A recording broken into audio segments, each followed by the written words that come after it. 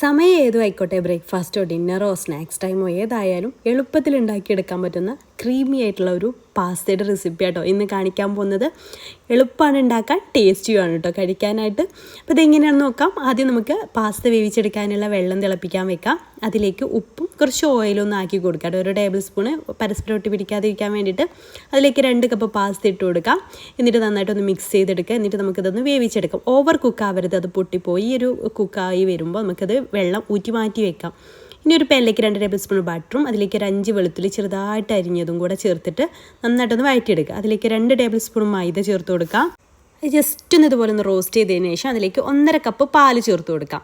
അപ്പോൾ പാല് ചേർത്ത് നന്നായിട്ട് കട്ടയില്ലാണ്ടൊന്ന് മിക്സ് ചെയ്തെടുക്കുക. അപ്പോൾ നല്ല ക്രീമി ആയിട്ട് തിളച്ച് വരുമ്പോൾ നല്ല ക്രീമി ആയിട്ട് കിട്ടും. നമുക്ക് ക്രീമി പാസ്തയ്ക്ക് ഈ ഒരു ക്രീമാണ് നമുക്ക് വേണ്ടത്. പിന്നെ അതിലേക്ക് നല്ലൊരു ടേസ്റ്റ് കിട്ടാൻ വേണ്ടിയിട്ട് 2 സ്ലൈസ്ഡ് ചീസും കൂടെ ചേർത്തിട്ടുണ്ട് കേട്ടോ. അതും കൂടെ ചേർത്ത് നന്നായിട്ട് മിക്സ് ചെയ്തെടുക്കുക. പിന്നെ അതിലേക്ക് 1/2 ടീസ്പൂൺ ഒറിഗാനോയും അതുപോലെ ചില്ലി ഫ്ലേക്സും ചേർത്ത് നന്നായിട്ട് മിക്സ് ചെയ്തിട്ട്, ചില്ലി ഫ്ലേക്സ് നമ്മുടെ എരിവിനനുസരിച്ചാണ് കേട്ടോ, കുട്ടികൾക്ക് ഉള്ളതിനെ കുറച്ച് ചേർത്തിട്ടുള്ളൂ.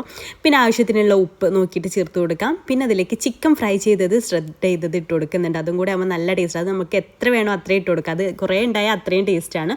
പിന്നെ നമ്മൾ ഊറ്റി മാറ്റി വെച്ചിട്ടുള്ള പാസ്ത കൂടെ ചേർത്ത് മിക്സ് ചെയ്തെടുത്താൽ സംഭവം റെഡി ആട്ടോ. പിന്നെ ഞാൻ സെർവ് ചെയ്യുന്ന സമയത്ത് മുകളിലേക്ക് കുറച്ച് ചില്ലി ഫ്ലേക്സും കുറച്ച് ഒറിഗാനോയും കൂടെ ചേർത്ത് കൊടുക്കുന്നുണ്ട് കേട്ടോ. അപ്പോൾ എക്സ്ട്രാ എരിവൊക്കെ വേണമെന്നുണ്ടെങ്കിൽ ഇങ്ങനെ ചേർത്താൽ മതി. ഇഷ്ടമായാൽ ലൈക്ക് ചെയ്യാൻ